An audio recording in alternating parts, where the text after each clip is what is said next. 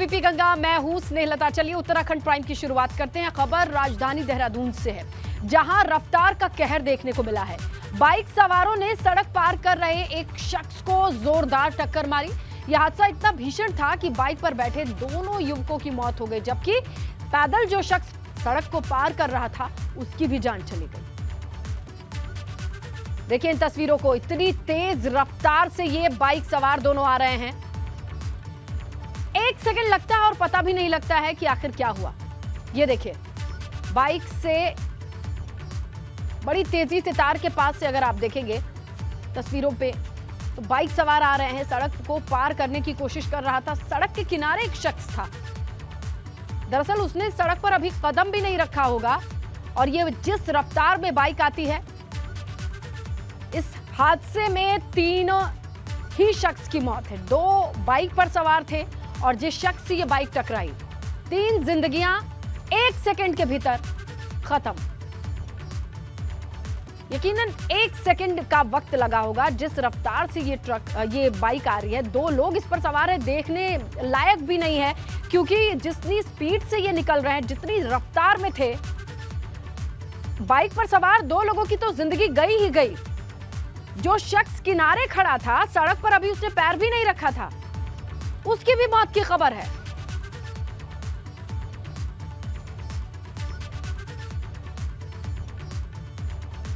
उधर धारचूला में लगातार हो रही बारिश से काला नदी उफान पर बहने लगी है। नदी में उफान आने से दरमा घाटी को जोड़ने वाला वैली ब्रिज है जो क्षतिग्रस्त हो गया है, और दरमा घाटी का संपर्क धारचूला से कट गया है। तो ये देखिए, काली नदी की तस्वीरें आपको दिखा रहे हैं, किस तरीके से इस वक्त उफान पर है, लोगों के लिए परेशानी का सबब। और सिर्फ ये उफान पर ही नहीं है, बल्कि इसने दरमा घाटी का संपर्क धारचूला से खत्म कर दिया है, क्योंकि वैली ब्रिज बना था इसी नदी पर, वो क्षतिग्रस्त हो चुका है। और बाकी आप मंजर देख सकते हैं, लगातार बारिश का अलर्ट पूरे प्रदेश में है ही। ऐसे में टेंशन ये है कि अभी जलस्तर और बढ़ा, अगर काली नदी का और रौद्र रूप सामने आया तो आम लोगों की परेशानियां बढ़ जाएंगी। तो देखिए, पिथौरागढ़ में भी बारिश की वजह से आफत जारी है। मुनस्यारी थल मुख्य मार्ग में हरियाणा नई बस्ती के पास पहाड़ी लगातार दरक रहे हैं। किस तरीके से मलबा गिर रहा है देखिए। हरडिया पुल खतरे की जद में आ चुका है। मुनस्यारी को जोड़ने वाला ये एकमात्र रोड है। पापड़ी गांव को जाने वाली 5 किलोमीटर की जो सड़क है, वो भारी बारिश से क्षतिग्रस्त है। इस वजह से ग्रामीणों को आवाजाही में परेशानी का सामना करना पड़ रहा है।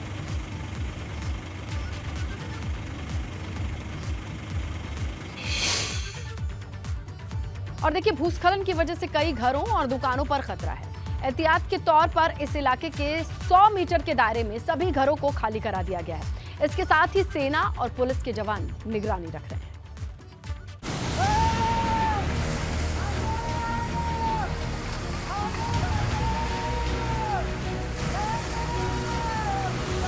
जब से ये पत्थर दुकानों के ऊपर गिरा है, धारचूला के लोग खौफ के साए में जी रहे हैं।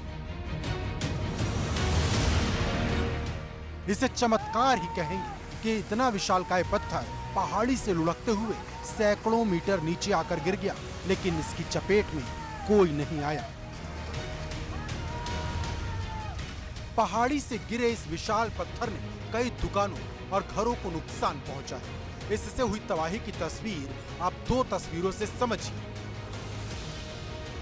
एक तरफ वो कई वजनी पत्थर है जो पहाड़ी से गिरा है, और दूसरी तरफ वो दुकानें जो इस पत्थर की चपेट में आई हैं। एहतियात के तौर पर सेना, एनडीआरएफ और पुलिस ने मोर्चा संभाल लिया है। इस इलाके के 100 मीटर के दायरे में आवासीय भवनों को खाली कराया गया है। इन परिवारों को अस्थायी तौर पर दूसरी जगह शिफ्ट किया गया है। अभी भी आशंका इस बात की है कि पहाड़ी से और मलबा गिर सकता है। जिस जगह से ये पत्थर नीचे गिरा, वहां पर चौड़ा रास्ता बन गया है, जिससे अब भविष्य में भी मलबा गिरने का डर बना हुआ है। एबीपी गंगा के लिए धारचूला से नीरज की रिपोर्ट। और उधर पिथौरागढ़ के डीएम ने धारचूला के मल्ली बाजार और एलधारा क्षेत्र का निरीक्षण किया। इस दौरान उन्होंने लैंडस्लाइड की घटना के बाद हुए नुकसान का जायजा भी लिया। डीएम KMVN के गेस्ट हाउस भी पहुंचे, जहां उन्होंने आपदा पीड़ितों से मुलाकात की। डीएम ने सभी पीड़ितों को हर संभव मदद देने का भरोसा दिया है। एल्धारा के इसको लेकर हमारी जो मीटिंग हुई है डिफरेंट डिपार्टमेंट से, तो इरिगेशन डिपार्टमेंट ने जो कंसल्टेंसी के लिए हमें पहले एक एस्टिमेट दिया है, उसी के क्रम में वो कंसल्टेंसी का काम करेंगे और उसी टाइम पीरियड में टेम्परेरी वर्क BRO के द्वारा किया जाएगा। रिलीफ कैंप हमारा तब तक के लिए पूरे मानसून सीज़न के लिए हम लोग एक रिलीफ कैंप चला रहे हैं और जितने भी प्रभावित परिवार हैं या जो असुरक्षित परिवार हैं उनको वहाँ रखा जा रहा है। उधर कर्णप्रयाग में बादल फटने से भारी तबाही हुई है। चोरडा गांव के पास जंगल में बादल फटा है। इस वजह से हेलीपैड का 20 मीटर का हिस्सा क्षतिग्रस्त बताया जा रहा है। हालांकि तबाही में कोई जनहानि नहीं हुई है। तो देखिए, कर्णप्रयाग में बादल फटने से तबाही की तस्वीरें आपके सामने हैं। हेलीपैड का 20 मीटर का हिस्सा क्षतिग्रस्त है और अभी क्या स्थिति है समझने की कोशिश करते हैं। जितेंद्र पवार हमारे सहयोगी फोन लाइन पर मौजूद हैं। जितेंद्र, अभी मौजूदा हालात क्या हैं? जी देखिए, इन दिनों उत्तराखंड के जो पहाड़ी हिस्से हैं लगातार यहाँ मौसम खराब हो रहा है और जिसके चलते यहाँ लगातार बारिश हो रही है। कहीं सड़कें बाधित हो रही हैं तो कहीं आसमानी आफत जमकर बरस रही है, जिसके चलते कहीं स्कूलों की दीवार गिर रही है, कहीं सड़कें क्षतिग्रस्त हो रही है। और ये ताजा मामला गैरसैंण क्षेत्र के भराड़ीसैंण विधानसभा से करीब 1.5 किलोमीटर दूर का है। यहाँ चोरड़ा गांव के ऊपर जंगल में बादल फटने से मलबे का जो सैलाब आया है, उसने यहाँ पर जो गैरसैंण भराड़ीसैंण क्षेत्र में जो हेलीपैड बनाया गया है, अस्थायी हेलीपैड बनाया गया है, उस हेलीपैड का 20 मीटर का जो हिस्सा है वो बह गया है।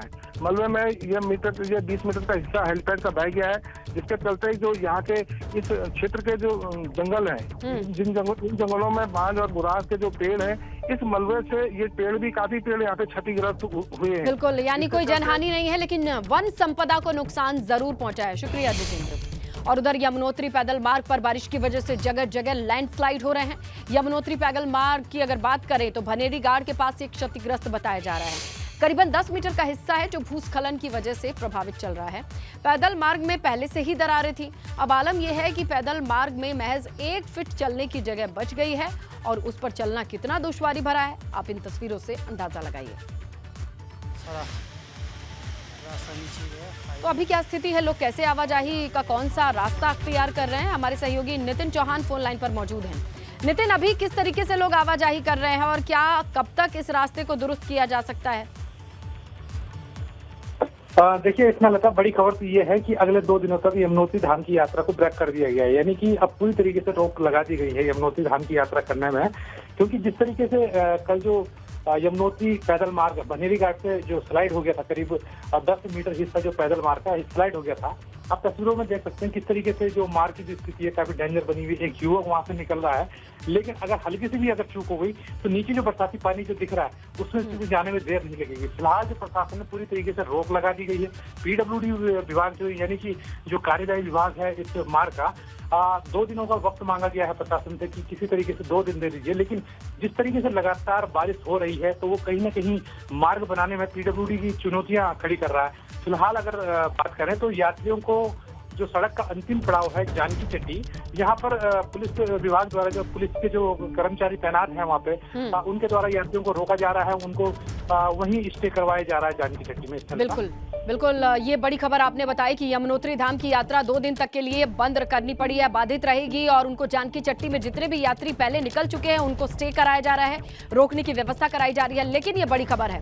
शुक्रिया नितिन तमाम जानकारी के लिए। तो यमुनोत्री यात्रा बाधित चल रही है, रास्ता रिस्की है और जो तस्वीरें हैं आपके सामने हैं। देखिए, बारिश की वजह से टिहरी जिले में भी सड़कों पर मलबा आ रहा है, बड़े बड़े बोल्डर आ रहे हैं, कई रोड बंद हैं और मलबा गिरने से नेशनल हाईवे, 4 स्टेट हाईवे, 14 ग्रामीण मार्ग बंद बताए जा रहे हैं। 4 धाम यात्रियों को तो परेशानी हो ही रही है, स्थानीय लोगों को भी काफी दिक्कतें आ रही हैं।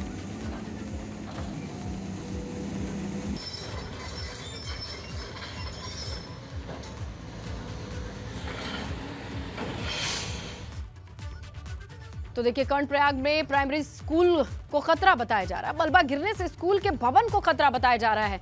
आंगनबाड़ी केंद्र के भवन को भी खतरा बताया जा रहा है। मूसलाधार बारिश से कई सड़कें बाधित हैं, कई घरों पर खतरा है। किस तरीके से भारी बारिश की वजह से कर्णप्रयाग के प्राइमरी स्कूलों को भी खतरा बताया जा रहा है। ये देखिए, तस्वीरें आई हैं।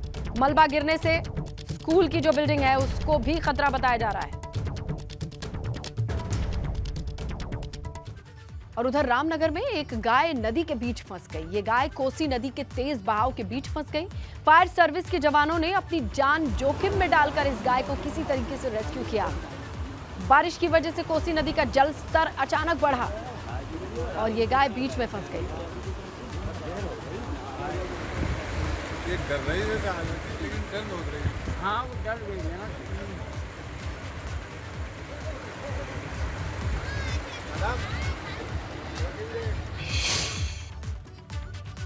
तो देखिए, प्रशासन की तरफ से तो बार बार कहा जा रहा है कि मॉनसून सीजन में नदी के किनारों पर मत जाएं, परहेज करें, बरसाती नालों को पार करने का जोखिम भी ना मोल लें। बावजूद इसके कुछ लोग जोखिम मोल लेने से कतरा नहीं रहे हैं। हल्द्वानी में ऐसा ही वीडियो सामने आया है। जरा देखिए कैसे बरसाती नाले को पार किया जा रहा है। भैया मत जाना, बहुत तेज भाग हो, देखो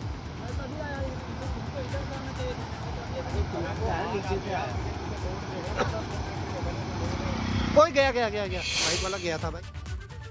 वहीं जोशीमठ में बारिश के बाद बरसाती नालों में उफान आ गया है। बद्रीनाथ नेशनल हाईवे पर एक वाहन बरसाती नाले के बीच फंस गया। जब ये वाहन पानी में बहने लगा तो जेसीबी की मदद से इसे किसी तरीके से बाहर निकाला गया।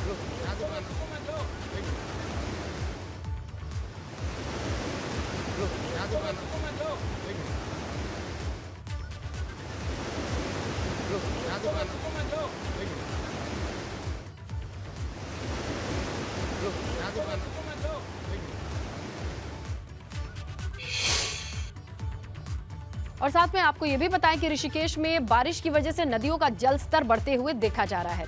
गंगा की बात कर लें, चंद्रभागा नदी की बात कर लें, सभी का जल स्तर बढ़ा हुआ है और जल स्तर बढ़ने के बाद अलर्ट जारी किया गया है। नदी के किनारे रह रहे लोगों को सुरक्षित स्थानों पर शिफ्ट करने का काम और लगातार अनाउंसमेंट भी की जा रही है। सभी से निवेदन है कि आप सुरक्षित स्थानों पर चले जाएं। गंगा नदी के किनारे उत्तरकाशी में बारिश की वजह से गंगोत्री नेशनल हाईवे कई जगह बाधित बताए जा रहे हैं।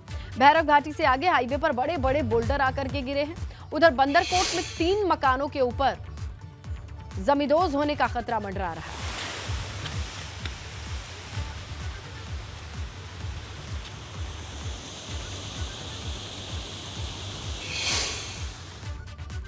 बड़कोट से खबर है, यमुना घाटी में मूसलाधार बारिश से मुश्किल बढ़ी है। नौगांव के पास बरसाती नाले में उफान आया है और करीब 3 घंटे तक यहां ट्रैफिक रुका रहा। NH 123 पर डायम के पास भी भूस्खलन की खबर। रोड बंद होने से 8 गांवों का आवागमन प्रभावित है।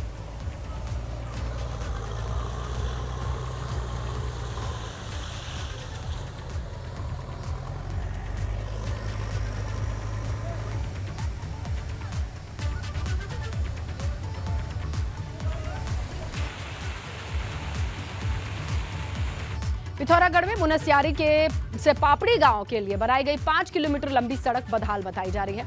बारिश के मौसम में सड़क जगह जगह टूटी हुई है। ऐसे में ग्रामीण जान जोखिम में डालकर सफर कर रहे हैं। ग्रामीणों का कहना है कि प्रशासन इस सड़क की सुध नहीं ले रहा है।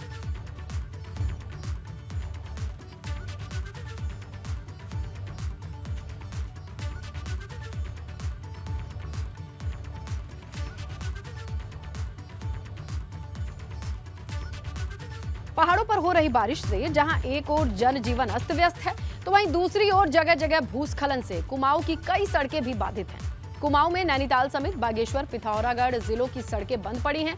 कुमाऊं कमिश्नर दीपक रावत ने कहा कि बंद हुई सड़कों को खोलने का काम लगातार जारी है। इसमें मैंने चीफ इंजीनियर PW से कहा कि इसको आप हर हाल में 3 दिन के अंदर कम से कम छोटी गाड़ियों के लिए तो खोल ही दें और बाद में जो मरम्मत में वक्त लग सकता है बड़ी गाड़ियों के लिए, लेकिन लाइट व्हीकल्स के लिए हमसे तत्काल खोल दें और इसके काम की रिपोर्ट मुझे वो देते रहें। बागेश्वर पिथौरागढ़ उधर में भी बागेश्वर में एक लंबे समय से जो बागेश्वर दफौट मोटर मार्ग है ये बंद है, लेकिन इसमें स्लाइड इतना ज़्यादा है कि जब JCB भेज रहे हैं तो उसके ऊपर भी स्लाइड हो रहा है। अभी उत्तराखंड के 7 जिलों के लिए बारिश का ऑरेंज अलर्ट जारी किया है। आपको बताएं बड़ी खबर इस वक्त, जहां मौसम विभाग ने अगले 4 दिन के लिए यह अलर्ट जारी किया है। कुछ स्थानों पर बहुत भारी बारिश की आशंका। प्रदेश में लगातार भूस्खलन की घटनाएं बढ़ रही हैं। मौसम विभाग ने अगले 4 दिन के लिए अलर्ट जारी किया है। कुछ स्थानों के लिए बहुत बारिश की आशंका। जो 4 दिन है करीब तो उसमें ऑरेंज अलर्ट जो है वो रखा गया है। तो पहाड़ों की अगर बात करें तो वहाँ कहीं ना कहीं जो लैंडस्लाइड के केसेस है वो बढ़ेंगे। जो भारी बारिश है या बहुत भारी बारिश है वो कहीं कहीं पर जो हमारे हिल्स के जनपद हैं उनमें वो मिलने वाली हैं। और मैदानी क्षेत्रों में भी एकाध दुक्का जगहों में जो हैवी रेन है या वेरी हैवी रेन है वो यहाँ पर भी देखने को मिलेगी। तो अभी करीब मैं ये कहूँगा कि 2 तारीख तक जो स्थिति वो इसी तरह रहेगी। और आप देखेंगे कि अब जो जल स्तर है नदियों में बढ़ेगा। देखिए, उत्तराखंड भाजपा संगठन की कमान अब महेंद्र भट्ट के हाथों में चली गई है। महेंद्र भट्ट को उत्तराखंड भाजपा संगठन का नया प्रदेश अध्यक्ष बनाया गया है। उन्होंने मदन कौशिक की जगह जिम्मेदारी संभाल ली है।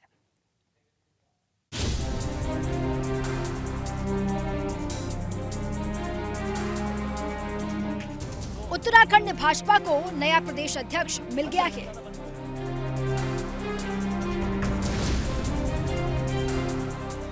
भाजपा ने उत्तराखंड में पार्टी संगठन की कमान महेंद्र भट्ट को सौंप दी है।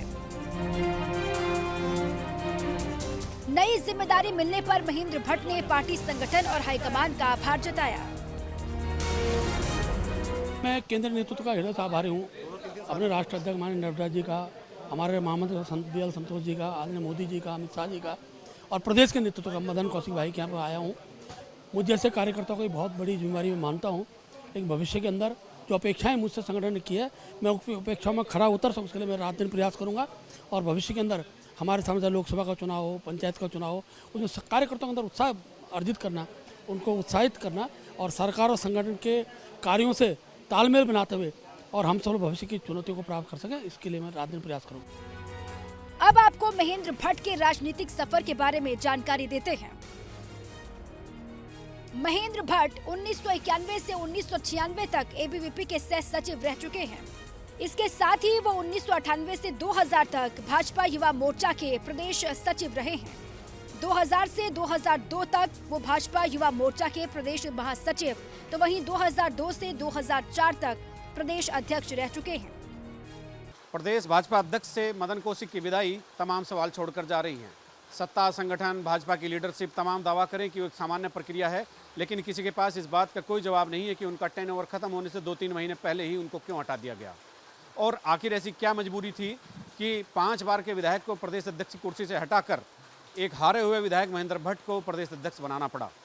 ऐसे क्या कारण थे? सरकार और संगठन के बीच क्या ऐसा कोई समन्वय नहीं था? क्या सब कुछ ठीक नहीं चल रहा था? ये तमाम राज समय आने पर ही फांस होंगे। महेंद्र भट्ट 2 बार विधायक रह चुके हैं। भाजपा संगठन में उनकी मजबूत पकड़ मानी जाती है। वो गढ़वाल और कुमाऊं में लोकप्रिय नेता के रूप में जाने जाते हैं। माना जा रहा है कि पार्टी को इसका काफी फायदा आने वाले चुनावों में मिलेगा। देखिए, मेरी पार्टी में समीकरण का बहुत विषय होता नहीं है। एक कार्यकर्ता के नाते मुझे जिम्मेदारी मिली है और इसको किसी स्वरूप के रूप में देखना, जाति के आधार पर देखना, ये उचित नहीं है। कार्यकर्ता कोई भी हो सकता था। मुझे भी कोई काल्पनिक विश्वास नहीं था कि मुझे ताड़ दायित्व मिलेगा। मैं सबको साथ लेके चलूँगा और हम लोग पूरे उत्तराखंड के अंदर कार्यकर्ताओं को उत्साहवर्धन का काम करेंगे। महेंद्र भट्ट ने मदन कौशिक की जगह प्रदेश अध्यक्ष की जिम्मेदारी संभाली है। इस पर मदन कौशिक ने भी उन्हें बधाई दी है। महेंद्र भट्ट जी अध्यक्ष हैं। एक अच्छी टीम का निर्माण वो करेंगे। अभी अगले 2 महीने के बाद टीम बननी शुरू होगी। 1-1.5 महीने में अच्छी टीम बनेगी। कुछ इनमें से भी लें, कुछ और से भी लें, बाहर से भी लें, नौजवान। तो इस प्रकार से एक अनुभवी टीम ही रहती है जब काम करते हैं और जब सामूहिकता में काम करते हैं तो उसका इम्पैक्ट अपने आप नजर आता है। 2024 के चुनाव से पहले भाजपा संगठन ने बड़ा बदलाव किया है, मगर बड़ा सवाल ये है कि क्या ये बदलाव पहाड़ पर भाजपा की सियासी नैया को पार लगा पाएगी। ABP गंगा के लिए देहरादून से अजीत सिंह राठी की रिपोर्ट। नेता प्रतिपक्ष यशपाल आर्य हरिद्वार पहुंचे। इस दौरान यशपाल आर्य ने हर की पैड़ी पहुंचकर गंगा मैया की पूजा अर्चना की। इसके बाद डाम कोठी पहुंचे, जहां उन्होंने पार्टी कार्यकर्ताओं के साथ मीटिंग की। इस दौरान यशपाल आर्य ने करप्शन के मुद्दे पर सरकार पर प्रहार किया। विपक्ष आवाज उठाते हैं, उनकी आवाज को दबाने की कोशिश की जा रही है। देश के लोकतंत्र को खतरा पैदा हो रहा है। देश के अवाम आज डर से, भय से मुक्त त्रस्त है। तो तमाम हालात बद से बदतर होते जा रहे हैं और मेरा मानना है कि ऐसे हालात में कांग्रेस विपक्ष में है और विपक्ष की जिम्मेदारी हमें निभानी है। और मैं आया हूं आज हरिद्वार में आया हूँ तो इसलिए आया हूँ कि अपने लोगों से बातचीत करूँ, संवाद करूँ, हमारा भविष्य, हमका रोड मैप क्या होगा, हम संगठनात्मक ढांचा हम कैसे मजबूत कर सकते हैं, आने वाले भविष्य में जो चुनाव हैं उसकी हम कैसे तैयारी करें। इन तमाम विषयों पर चर्चा करने के लिए मैं अपने साथियों के बीच में आया। कैबिनेट मंत्री धन सिंह रावत हरिद्वार पहुंचे। इस दौरान धन सिंह रावत ने प्रदेश में कोविड वैक्सीनेशन का काम काफी तेजी से हुआ है, साथ ही बूस्टर डोज लगाने का काम भी तेजी से हो रहा है।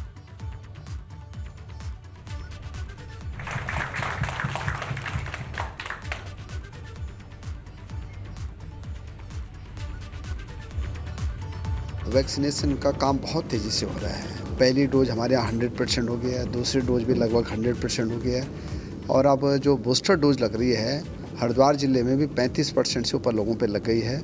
और हमारा टारगेट ये है कि 1 महीने में या 1.5 महीने में, क्योंकि उसका अंतराल है कि कब तक वो डोज लगनी है, तो 100% हम चाहते हैं कि 1-1.5 महीने में पूरे राज्य में बूस्टर डोज सब पे लगाएं। पौड़ी में 125 पेड़ों पर आरी चला दी गई है। आरोप है कि एक गोरली गांव में बगैर इजाजत के ही हरे पेड़ काट दिए गए।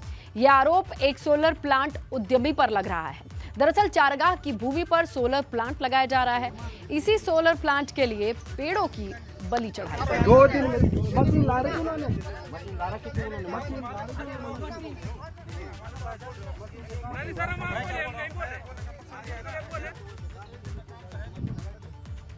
पौड़ी में मानसून सीजन के दौर में भी लोक निर्माण विभाग अब तक कई सड़कों के किनारे नाली का निर्माण नहीं करा पाया है। इस वजह से सड़कों पर जल भराव हो रहा है। हालांकि डीएम ने बारिश से पहले पीडब्ल्यूडी को निर्देश दिए थे कि नालियों का निर्माण करवा लिया है, मगर फिर भी अधिकारी सोए रहे।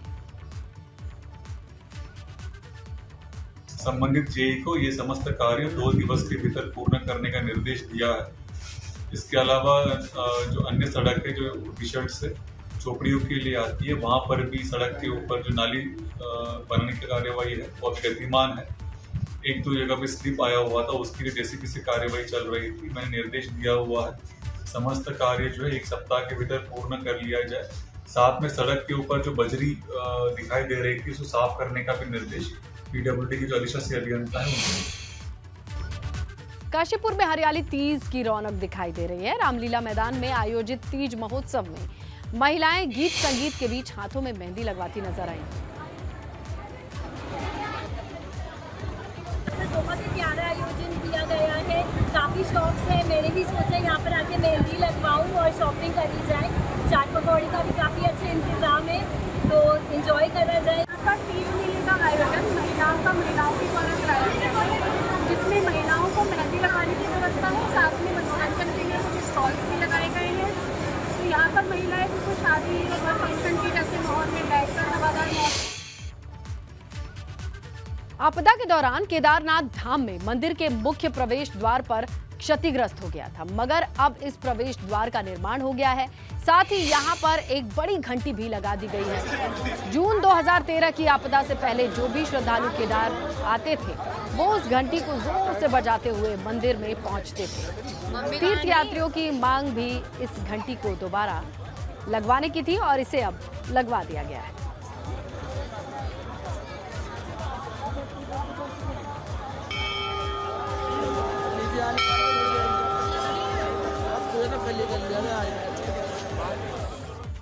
उत्तराखंड प्राइम में फिलहाल इतना ही। खबरों पे नजर बनी हुई है, आप बने रहिए एबीपी गंगा के साथ।